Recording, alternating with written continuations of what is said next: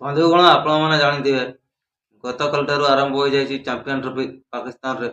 ଏହାର ପ୍ରଥମ ମୁକାବିଲା ଖେଳିଥିଲେ ନ୍ୟୁଜିଲାଣ୍ଡ ଏବଂ ଘରୋଇ ପାକିସ୍ତାନ। ତ ଆପଣମାନେ ଦେଖିଛନ୍ତି କି ନାହିଁ ମ୍ୟାଚ୍ ମୁଁ ତ କହିପାରିବିନି, କିନ୍ତୁ ଦେଖିଥିବେ ପରି ଲାଗୁଛି। ଆଉ କାଲିର ମ୍ୟାଚ୍ଟି ବହୁତ ରୋମାଞ୍ଚକର ଥିଲା।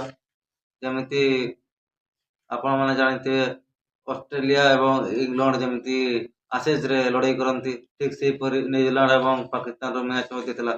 ଏବଂ ଦୁନିଆର ସବୁଠାରୁ ବଡ଼ ବ୍ୟାଟ୍ସମ୍ୟାନ୍ ଯିଏକି କିଙ୍ଗ ବାବର ନାମରେ ପରିଚିତ, ସେ କାଲି ପୁଣି ଥରେ ନମ୍ବର 1 ରାଙ୍କିଙ୍ଗକୁ ଫେରିଛନ୍ତି, ଟପ୍ ରାଙ୍କିଙ୍ଗକୁ। ଶୁଭନମ ଗିଲକୁ ପଛକୁ ଫେରାଇ ଦେଇଛନ୍ତି ପୁଣି ଥରେ ସେ। ତ ଏଥିରେ ପ୍ରଥମେ ବ୍ୟାଟିଂ କରିଥିଲା ନ୍ୟୁଜିଲାଣ୍ଡ ଏବଂ ସେ 320 ରନ୍ ପିଟିଥିଲା। ପାକିସ୍ତାନକୁ 321 ରନ୍ ଟାର୍ଗେଟ୍ ଦେଇଥିଲା। ଆଉ ଏହାପରେ ଟାର୍ଗେଟକୁ ପିଛା କରିବାକୁ ଯାଇ ଦୁନିଆର ସବୁଠାରୁ ନମ୍ବର 1 ବ୍ୟାଟ୍ସମ୍ୟାନ୍ କିଙ୍ଗ ବାବର ସେ ତାଙ୍କ ଦୁର୍ଦ୍ଧର୍ଷ ବ୍ୟାଟିଂ ଦେଖାଇଥିଲେ ଏବଂ 90 ବଲ୍ରେ 64 ରନ୍ କରି ସେ ତାଙ୍କ ଟିମ୍କୁ ଏଠାରେ ହରାଇ ଦେଇଥିଲେ। ଏବଂ ସେହିପରି ତାଙ୍କୁ ମଧ୍ୟ ଆହୁରି ଭରପୁର ସାଥ ଦେଇଥିଲେ ଫକର ଜମାନ, ଯିଏକି 41 ବଲ୍ରେ ପିଟିଥିଲେ। କେତେ ରନ୍ ପିଟିଥିଲେ ସେ? 41 ରନ୍ରେ 24 ରନ୍ ପିଟିଥିଲେ।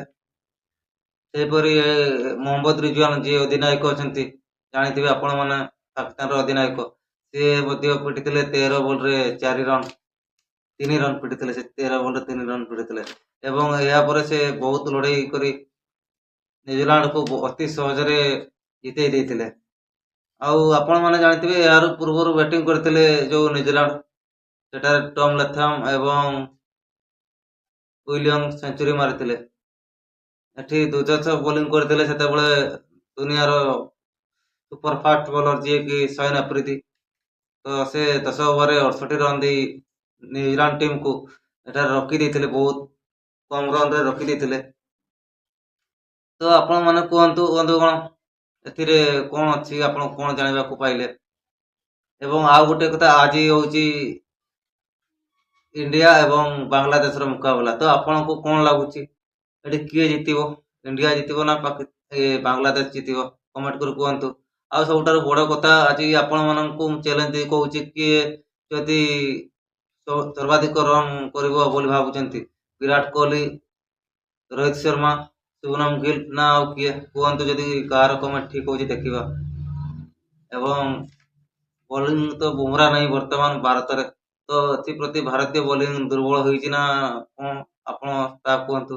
ମହମ୍ମଦ ସାମି ଅଛନ୍ତି ଏଠାରେ ବର୍ତ୍ତମାନ ଫାଷ୍ଟ ବୋଲର ଏବଂ ସ୍ପିନ୍ରେ ମଧ୍ୟ କମାଲ ଦେଖେଇବେ ଜାଡେଜା, ଅକ୍ଷର ପଟେଲ, ଏମାନେ।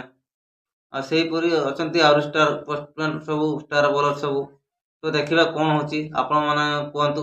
ଯଦି ପ୍ରଥମେ ବ୍ୟାଟିଂ କରିବ ଟିମ୍ ଇଣ୍ଡିଆ, ତାହେଲେ କେତେ ରନ୍ ଟାର୍ଗେଟ୍ ଦେଇପାରେ ବାଂଲାଦେଶକୁ? ତ କମେଣ୍ଟ କରି ଜଣାନ୍ତୁ। ତ ଫଳାଫଳ ବାହାରିଲେ ଜଣାପଡ଼ିବ କ'ଣ ହେଇଛି, କ'ଣ ଫଳାଫଳ ହେବ ଇଣ୍ଡିଆ ଭର୍ସେସ୍ ବାଂଲାଦେଶର ମ୍ୟାଚ୍। ତ ଭିଡ଼ିଓଟି ଭଲ ଲାଗିଲେ ଚ୍ୟାନେଲଟିକୁ ସବସ୍କ୍ରାଇବ୍ କରି ଗୋଟେ ଲାଇକ୍ କରନ୍ତୁ। ଜୟ ଜଗନ୍ନାଥ।